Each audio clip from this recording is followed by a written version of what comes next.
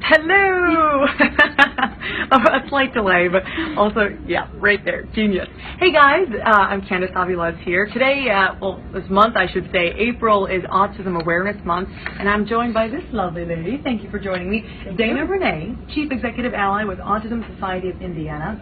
That's right. And today we're talking all things autism, especially raising awareness and the type of support groups that are around for those in need. So first off, I want to touch base with a very general question here. Tough shots, right up front. Let me guess. Yeah, right. What is this month all about, really, when it comes to autism? Well, so April is Autism Awareness Month, and there are a lot of different months that symbolize different key issues that people want to raise awareness about, and April is Autism Awareness Month. But, autism is a lifelong disability, so we are hoping that we can raise awareness about autism all year long. But, we like to take this month and really try to talk more about autism and expand the reach of who's out there, who knows about autism, who doesn't, why do they, why don't they, and really just try to get people to talk more about it, Oh, definitely. And I think right off the bat, seems like we have a comment here. Oh, good. They're rolling in already. Man, this is like record timing. Okay, actually, let's start with Michelle. So she said, my son is borderline autistic, sweetest kid ever. He's 17. Well, I'd like to tie in a question on my end. What are the signs for a child, whether they're an infant, 3 years old, 10 years old, 17? What would be some signs of autism in a child? Well, the thing is with autism, it's a spectrum disorder, right? And so what that means is that there's not a good kind of autism and a bad kind of autism. So some people think that like Asperger's syndrome is a good kind of autism. One is not better than the other because autism is made up of a whole bunch of different characteristics. So there are issues around social interactions, behaviors, eye contact, impulsivity, repetitive behaviors. Some people are verbal, some are nonverbal, some have, it's just like all of these different things. And so that's what makes autism extremely hard to diagnose, first of all. And it can change. So my son, for example, when he was 3, he was diagnosed. He was nonverbal, very impulsive, ran away, screamed all the time, had very significant sensory issues. And now, today, he's verbal, and he's in a mainstream classroom. So he went from being nonverbal to verbal. So it changes, as our kids grow up, as we learn more, as there are more interventions, all that kind of thing. So the signs really depend on the individual person. So, if somebody is older, like 17, maybe, they're having real difficulties with social interactions. Maybe they're having, they're fixated on certain things. They're having difficulties with friendships, or there are a whole bunch of different indicators, I guess. When they're younger, we look towards behaviors, their ability to communicate, those types of developmental milestones. So when they're younger, we can really look at those developmental milestones, and when they're older, there are other indicators. And we have a bunch of comments coming in. Look at that. One of them from Lynette. My high-functioning autistic son is 10 years old and really doesn't like playing outside much. Any help? Any help, I guess, when it comes to alternatives to playing outside, or? Well, I think the thing is, why does he not like playing outside? So, it could be something like a sensory thing. So is it that he doesn't like to play outside anywhere? It could be the wind, it could be the noise, it could be that it's just too open for him, so maybe he needs some sensory input. So one of the things that you might want to look at is, what is it that's really bothering him? Is it an anxiety thing? So there are a whole bunch of different reasons. I have another comment coming in from Jenny Greer. What sports teams are available for kids that are ASD? We are in the Lafayette area, younger kids 3 to 5. Now, this doesn't have to be a very specific answer, but maybe any type of programs they could get involved in at that age? So there are first of all, sports. Great for some kids, not so good for other kids. Team sports could be difficult. Individual sports like golf or swimming. Swimming is a great sport. So have patience. That's my first recommendation. Jenny, have patience. So in Lafayette, I don't know off the top of my head. You could look into Special Olympics. They have a lot of different sports teams. I can tell you that our Autism Ally up in Lafayette, who is also the parent of a child on the spectrum, is really involved in sports, and you can reach out to her through our website or call our 800 number. Do you want me to give that? Yes, that'd be great. So it's 800-609-8449. Okay. And her name is Andrea. She's extension 404. Nice. She's got a great memory here, that. guys. Cool. Okay, so we have a bunch of other comments coming in right now. One of them from Brittany. How old is it when they first diagnose kids with autism? Now, can't they diagnose them at any age? Ideally, we're going to get a diagnosis before the age of 3. Okay. I'm not sure that we can do a great job before the age of 1, but there are definitely indicators, going back to those developmental milestones that we want to look at. So, as early as possible. Okay, we got a bunch more. Hard for me to keep up here. Can we do Betsy? Yes, let's do Betsy. Betsy Donnelly. Our 31-year-old can't retain a career position. What resources are available for adults? 2 years of college, but he will never finish. Help. Yes. Okay, so this is a huge, huge issue. Okay, so there are a ton of adults out there who have graduated with high school who are incredibly bright and incredibly capable, and once you leave high school, all those supports are gone. Universities and colleges don't have them. They just don't. Oh, surprising. Yeah. They have disability support services, but it's more on a different level. Yeah, it's not the kind of supports that individuals with autism need. And so it's kind of left to the parents to figure out what to do. And so we do see that a lot of young adults on the spectrum have a hard time graduating from college, but this employment thing is a big deal because again, we have these very capable individuals who have these social barriers, so they can't get through an interview. Or if they get through an interview, then they get a job, and they can't interact with their peers. They have a social barrier, or they have very strict, rigid schedules, or things like that. And it's incredibly hard, and it's heartbreaking for parents. And I think this is Betsy's 31-year-old. Feel the pain. Are there any resources available for adults, though? Okay, so there are some resources. The first thing is vocational rehabilitation, and that's a state program. So you would go and you would apply for it through the state. It's not a super difficult application. It just takes a little while. And then you would be assigned a voc rehab or VR counselor.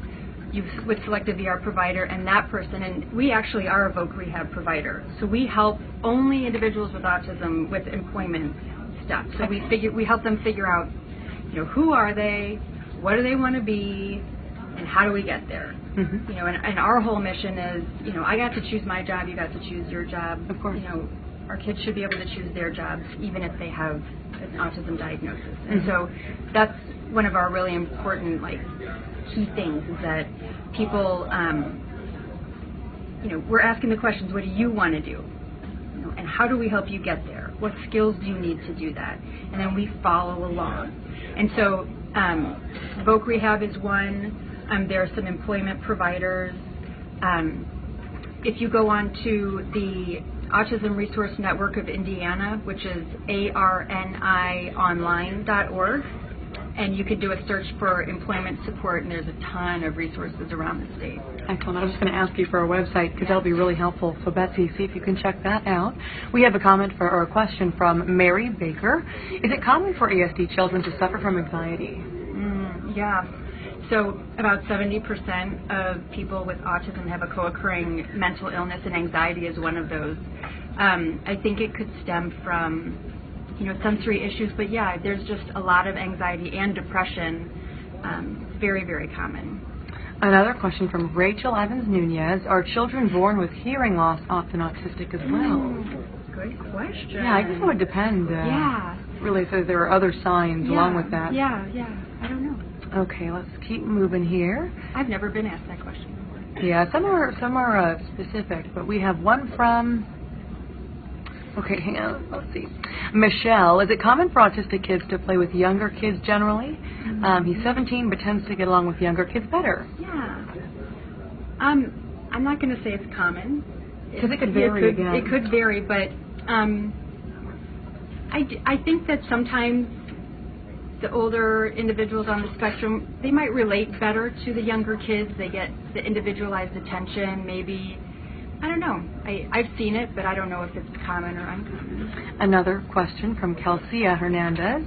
My 6-year-old autistic son gets frustrated when speaking because he stutters, and it seems like his mouth can't catch up with his mind. He's had several therapists since age 2 months, but even with speech therapy, he doesn't articulate well. Is that normal? And if so, how do I help him not get so worked up? And maybe we could break that down to how to, whatever challenge they are, overcoming sensory or whatnot, how can you help prevent them from getting worked up about it? Yeah, well, I mean, if you can imagine how frustrating it is when you can't communicate with somebody. Oh, immensely, especially in our society today. Yeah, I mean, we forget that people with autism sometimes have a challenge getting things from their brain out of their mouth, because there's so much going on and it's all like that. And so, it's frustrating, and that's why a lot of kids have behaviors, is because they have, they're not able to communicate what they need. So one of the things that is extraordinarily helpful are visual supports. Okay. And you might see those at school, but they're basically pictures or cards with images on them. Very basic. It's very good to have them basic because then you can transfer them from school to home to providers or whatever. And those pictures are the cues and the keys that the child can point to. So I'm feeling frustrated, and he can point to that card, or I'm hungry and point to that card, or I want a hamburger and point to that card. So it's a very standard, simple, low-tech, this is what I want, this is what I'm trying to say, I can't say it. And if they have that kind of safety net of pictures, it could make them feel better. They're super cheap to make. Oh, yeah. I mean, you can download these like sketches or outline things off the web. You can take a picture yourself. Those are the best kinds of supports for kids. And you know what? The other thing that I like to say is that as our kids grow up, they're still going to get frustrated when they can't communicate, and it's an okay thing to go back to the basics that you used to use. Great. Okay, we have another question from Tammy. What type of living arrangements are available in adulthood, especially as parents grow older? Yeah, all of these adult questions are really hard. So unfortunately, I don't have a great answer. The living arrangements, we have... Go ahead. Backing up. We have waiver homes, so people who access the Medicaid waiver can sometimes be able to live in a waiver home. There are group homes, so they're kind of the same, it's just different funding source. There are some other kind of living possibilities, but that is another area, kind of like employment, that's really a problem, and there's just such a lack of support and resources. Yeah. Well, I'd like to touch on that briefly. What do you think would, in an ideal world, need to be done for more communities to have these resources? Do you think it would have to be, started in schools, maybe colleges, like we were saying they're missing, or just? Well, what do you think? Of course, it's money. Yes. I think that we need to be more creative. Okay. I think that we need to be working together more to try to come up with creative solutions, and not always saying, well, the state has these resources, and if you don't qualify for state resources, you're on your own. So what kind of partnerships can we create with private entities and public entities and nonprofits and for-profits? We have all these problems to solve.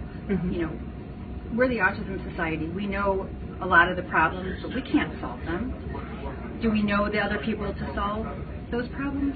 Some of them. But we really need people to step up, be willing to take risks, to be able to say, you know what, I don't know if this is going to work, but we know that we have, 70% unemployment rate for adults with autism. We know that, there are hundreds of thousands of people with autism who have aging parents who are concerned about where they're going to live. There are solutions, but we need, as a community, we need to come together and we need to stop saying, well, they can do it or they can do it. We need to come together, be creative, all pitch in some money and some time and just try things out. That's my personal opinion. But I think that would have a huge impact because, so often it's so hard to fit the, a state requirement or a government requirement of some sort to get possible funding. But sometimes the best solutions come from a little creativity and teamwork. Right. You see it all over the place. Okay, so now we have some comments coming in from Janine. Oh, sorry, guys. All right. She says, a great resource for children with Asperger's is the website Asperger's Experts. It's very informative for parents, teachers, and others who work with Asperger's children, period. Okay, we have another comment from, let's see. Okay. We have one from Rachel. Is Asperger's and autism alike? Good question. So, the autism diagnosis comes from the Diagnostic and Statistical Manual, also known as the DSM. The most recent version of the DSM, which is the DSM-5, was just released in I can't remember now, 2014. And with that change, the way that it used to be with the DSM-4 was that there was pervasive developmental disorder, autism spectrum disorder, and then there were 5 different types of autism under that. So there was Asperger's syndrome, autistic disorder, pervasive developmental disorder not otherwise specified, Rett's disorder, and childhood disintegrative disorder. And each one of those are slightly different. They all have basically the same kind of core characteristics, but Rett's disorder is somewhat different than childhood disintegrative disorder and so on. So with the change to the DSM-5, they put it all together. So now there's no separate Asperger diagnosis, autism or autistic disorder diagnosis. It's all autism spectrum disorder. So if somebody had an Asperger syndrome diagnosis before, they still have that autism spectrum disorder diagnosis now. Got it. We have a comment and question from Brad. Why can't people get the medical help they need for autism? So many families are suffering financially because insurance does not cover anything.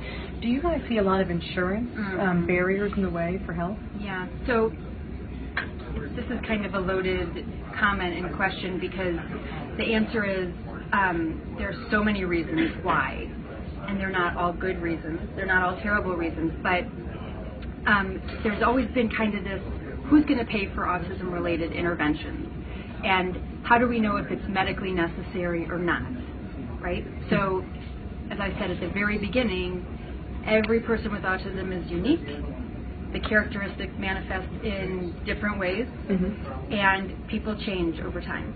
And so, if a medically necessary service like speech therapy or occupational therapy or behavioral therapy, if that's medically necessary, then it should be covered by insurance. Again, but it depends on your plan. So if you have private insurance through your employer, and it's not a self-funded plan, then it's covered by the Autism Insurance Bulletin 136, which means that every autism-related intervention should be covered by the insurance policy. Sorry, I keep moving this camera. I think it'd be better closer.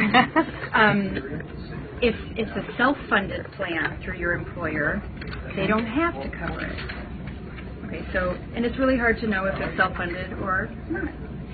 And then we have Medicaid, and then we have Medicaid waiver, and the only thing in common is that they both say Medicaid in the title. So, right, so Medicaid is based on financial income, right? So you have to be a certain percentage within the federal poverty level to access Medicaid. So that's like HIP 2.0, Hoosier HealthWise, Hoosier Care Connect. And each one of those have different requirements, financial requirements, some are age requirements, disability. So Hoosier Care Connect is typically the traditional Medicaid for people with disabilities and autism, and people, I think, over 65. I can't quite ever remember.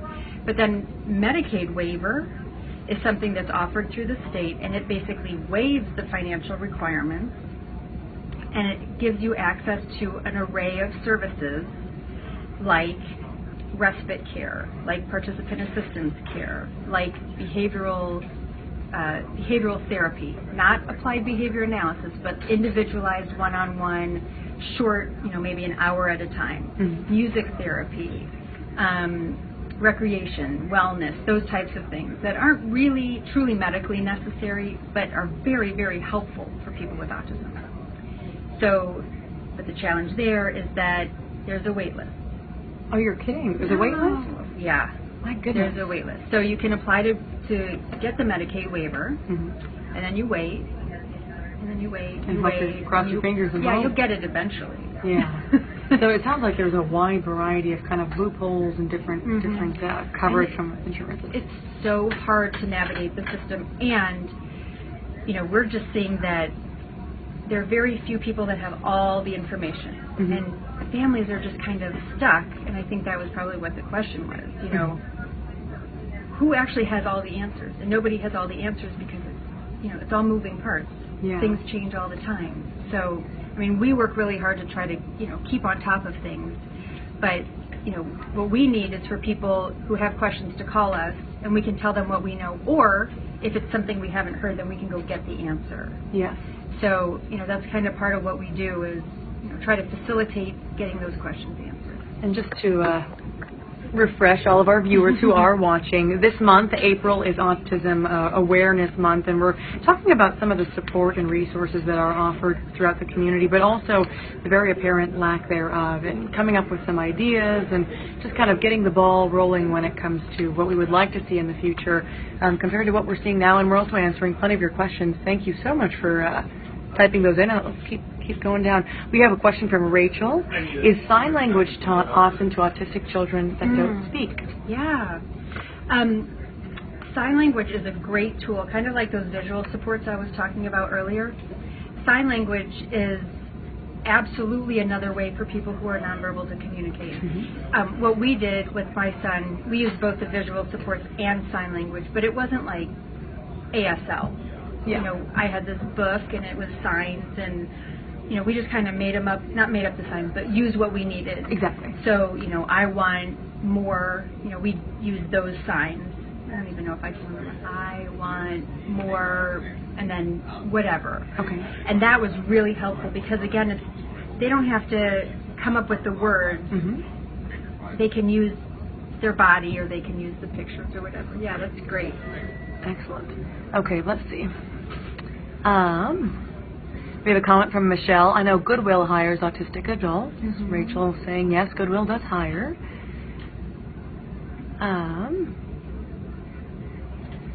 What do you think about that one? Yeah, I think that's a little too general. Should be, okay, let's see. The ARC, Indiana. There's that. Let's see. Yes, I've been told. We might as well. Should we do that one? So yeah, let's go into it because it looks like vaccines are taking over Yeah. the conversation as I'm trying to keep up with all these comments coming in. There are a lot of comments about vaccines. So we have one from Beatrice.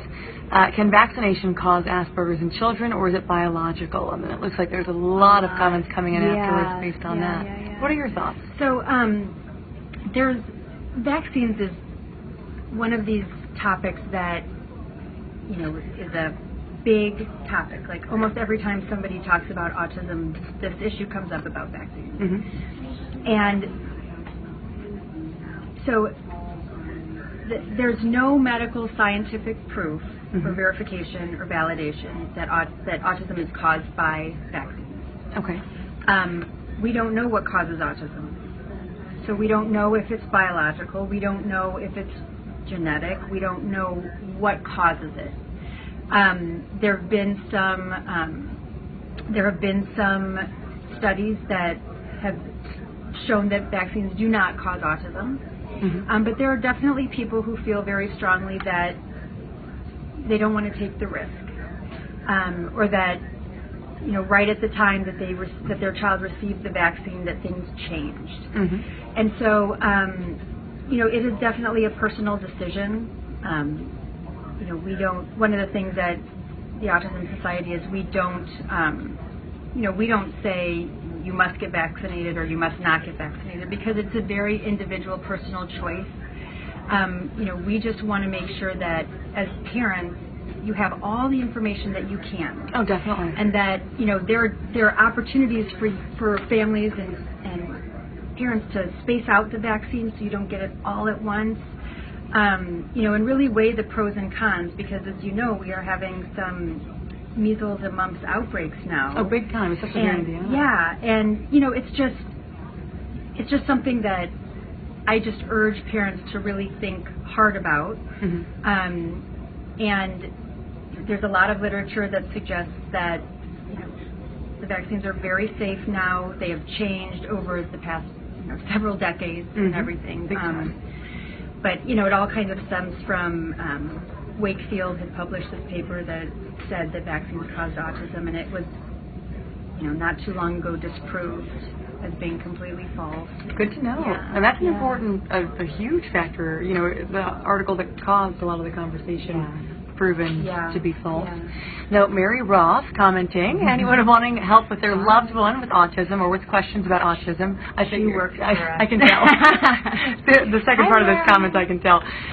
So basically, anyone with questions, we have a ton of them pouring in right now about autism, is welcome to call the Autism Society of Indiana at 800-609-8449 to talk with an ally in their area. And it seems like we have a ton. So please call that number. You can find that number again along the comments from Mary Roth. Okay, so we have a ton more coming in. Let's see.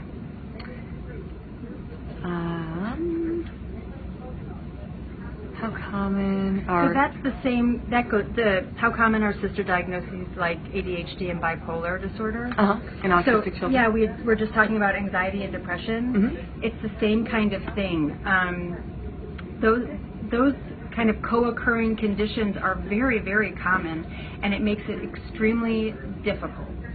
So sometimes children get diagnosed with ADHD, but they actually have autism, and so they get medicated for ADHD, and they have pretty significant side effects.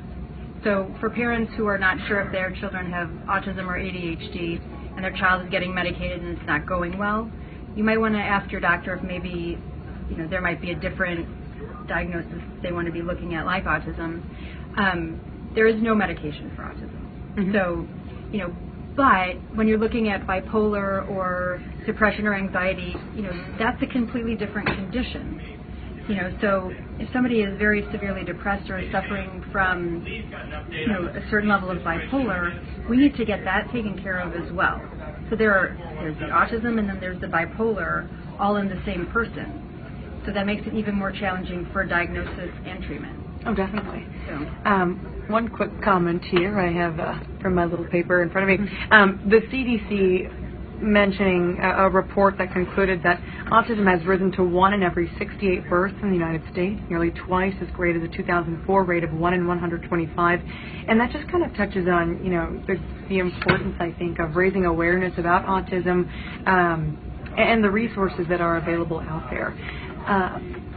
Dana, obviously joining me here now from the Autism Society of Indiana. But walk me through what that society does and what type of resources they offer for people who may need them. Sure. So we are the statewide affiliate of the Autism Society of America. Okay. We cover the whole state. And, our core value is that we believe that every person with autism should have exactly the same opportunities as everybody else, period. And we do that in a number of different ways. We provide one-on-one, peer-to-peer support and resources, training, education. We raise awareness.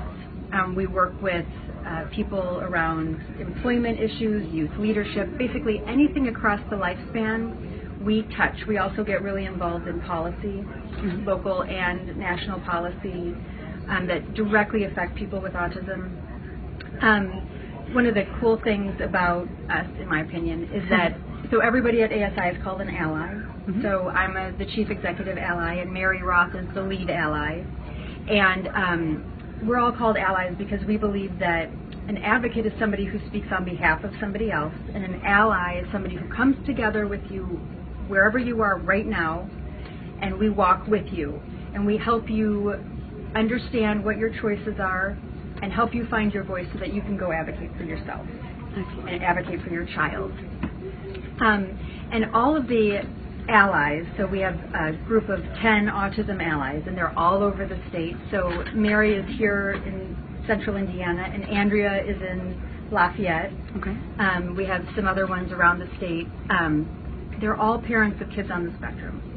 So we all have that intimate, fundamental, foundational knowledge and understanding of what you're going through. Mm-hmm. So if you call us and you're crying, we get it. If you're screaming, we get it. If, we've been there. We've been there, and our goal is to make sure that you don't have to go through all of the finding and the digging that we've gone through. We've done it. So let us help you, move forward. And most of that information can be found on your website? Mm-hmm. Excellent. It can be found on our website and the Autism Resource Network of Indiana. And I think a big question I would have, it's such a great cause that you're working towards, but there's 10 of you across the state. You got to know that people across Indiana, those willing to help, how can they help you guys out? Are you looking for more allies, or maybe just people to come in for focus groups, or people to volunteer at events to raise awareness? How can people in the community help you guys to help the big cause of raising awareness about autism? Yeah, all of the above. Mm-hmm. So we are looking for more allies, and we have a whole bunch of different types of allies. We have our autism allies like Mary and the other 9 around the state who are all parents of kids on the spectrum.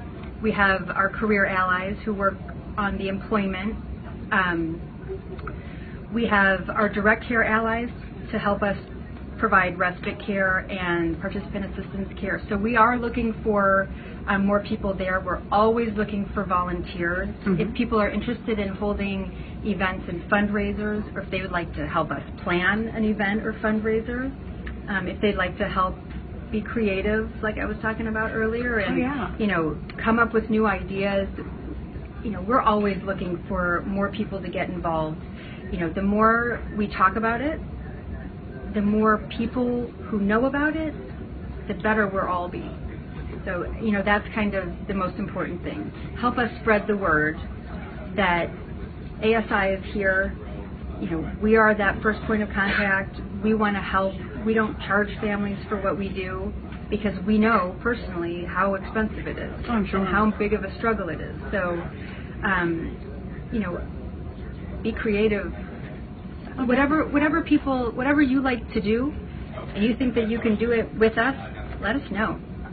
Every little thing can help. Mm-hmm. Okay, let's see.